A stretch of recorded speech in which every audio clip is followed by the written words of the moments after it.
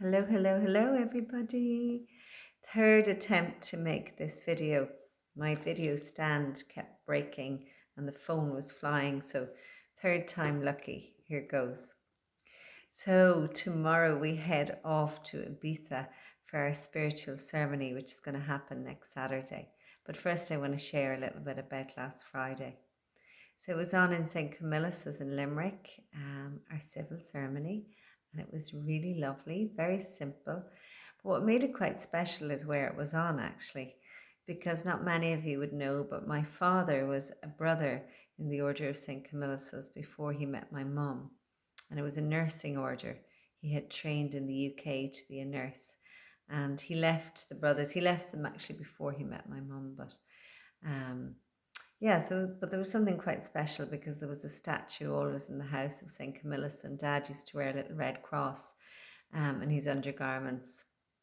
And he was always conscious of people who were sick or unwell. So, yeah, that was a nice little touch that it was on there. Afterwards, we went out to Dromoland and we had a beautiful meal, just a small group of us. So, as I say, I feel sort of half married. Now, mind you, I did sign my name, Mia Williams, this week, so that's really stepping into it. And I've decided to take Clive's name. The first time I got married, I didn't take my husband's name, but this time it feels like the right thing to do.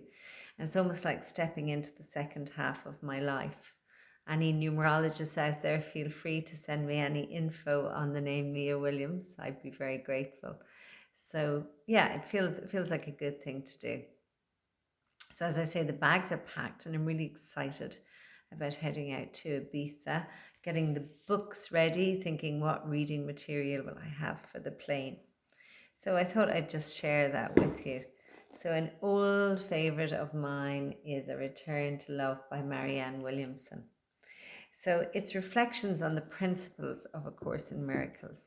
And I love A Course in Miracles, but it's a huge book and it's not really beach reading or plain reading. You certainly couldn't even carry it around you with you. And it's, the language can be quite challenging and often you're going through it like a paragraph at a time. But Marianne Williamson just surmises so well the best bits of A Course in Miracles and makes it such an easy read. And I go back to this book again and again. The second book I'm bringing with me is Dear Lover by David Dada. And interestingly, I've realized that the foreword is also by Marianne Williamson.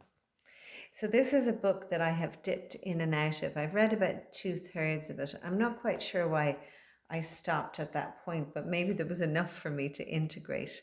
I often find that. And it's really, it gives a beautiful understanding of, I suppose, a woman's longing and what it is we're looking for when we meet a man, when we call a man into our lives, and what the yearning and the longing is really for that meeting and to be fully seen and fully known. And I suppose in order to be fully seen and fully known, we must surrender. But then we must have something to surrender to. So we need a man in his authority for us to surrender to him. So it's really great reading and it gave me a lot of insights and even more clarity around what it was that I was asking for in this relationship. And there's also one for men, so I highly recommend that the guys read the man's version because there isn't a lot out there for men. And I think, because we don't have initiation ceremonies or anything like that anymore, it's a really nice rite of passage book for the guys to read. So that's my recommended reading, and that's what I'm going to be taking with me. Now, I may not get near them. It's going to be pretty busy for the first day or two as we prepare for the wedding, and because we're doing a lot of the stuff ourselves, there's shopping and food and wine, etc. All of that to be bought and ceremony to be fully organized, but it'll all get done and it's really exciting. And I'm going with the most beautiful people that I love so much, so it's fantastic. The other thing I've been busy doing is writing my wedding vows. So we made these little tiny booklets, and inside here are the words I'm going to say to Clive on the day. because as I say, the silver one was very formal and there wasn't a lot of mention of love. So lots of love in this. It's exciting.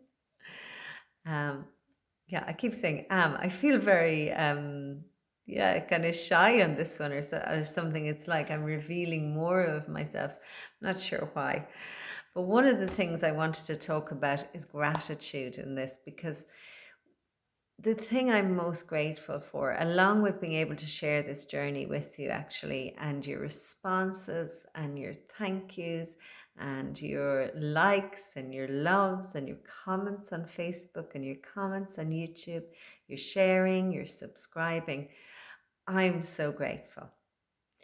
But the thing that stands out for me in this journey of love that I'm more grateful for than anything is the love that I'm seeing between my children and Clive. And that's a very, very special place for me. Having, been in other relationships since their father, and I suppose always having been mindful of who was in their lives, and to see them now just having such a warm, caring relationship with Clive and he with them. So I suppose anybody out there who's concerned about moving forward with children, this is a real hopeful story. And I'll tell you, when Clive came here first, my youngest daughter was 16, and he just took such a humble stand back. I don't know how to phrase it other than that, but he stood back and he allowed her to slowly, slowly come to him. He never overstepped the mark. He never got in the way of how our family ran. He just sort of blended in with how we did things. And I'm so grateful just to watch them interact on Friday at the civil ceremony, and the reception was just pure delight. And yeah, I'm so grateful. So one of the ways that I work with gratitude is doing a little gratitude meditation. So I'd really like to share that with you today. So if you have the time, just sit comfortably wherever you are. Just allow yourself to relax into your chair or onto the floor, or perhaps you're sitting on the bed. Just make sure you're sitting comfortably with a nice straight spine. Very gently close your eyes down and draw your focus within. Allow your shoulders to relax. And just lengthen your neck as though creating space. Feel all the tiny little muscles in your face relax, in your jaw. Perhaps you'd like to swallow as your throat relaxes. And just noticing now that your breath has already slowed down. Simply breathing in, breathing out. And then drop your awareness down into your heart, right into your heart center.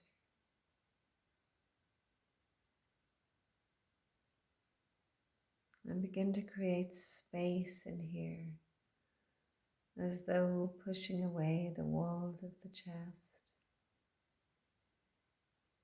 the bone, tissue, the muscle. So you're making room inside there.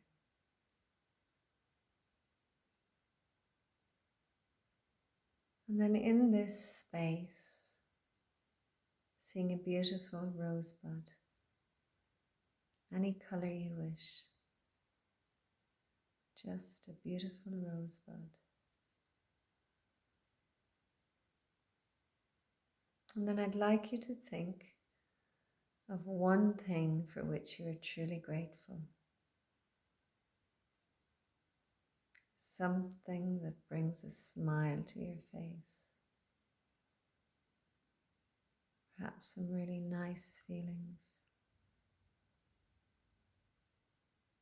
Could be a happy memory. Could be somebody in your life. For me, I'm thinking of my grandson. Feeling that joy bubbling up in me. And then notice as you begin to feel really grateful that the rosebud begins to open just a little ways. And then moving your awareness to a second thing for which you are truly grateful.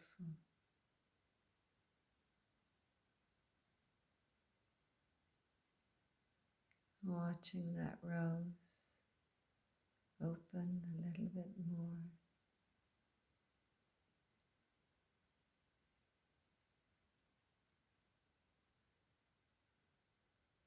And then a third thing. Really getting in touch with these feelings of gratitude. Watching that rose bloom, blossom, and open as you anchor these feelings of gratitude.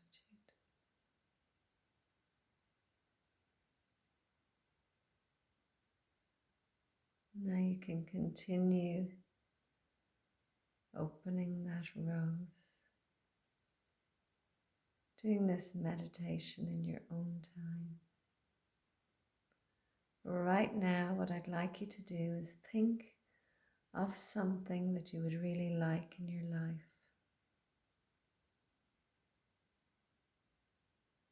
And then I want you to say thank you. For as soon as you let the universe know, that thing starts to move towards you. Ask and you shall receive. So we give thanks knowing that we are receiving. Feel the feelings as though it has already happened and you have what it is you have asked for. Feel a little celebration in your heart. Look at your rose. Feel the openness, the expansion, the love that's growing in your heart.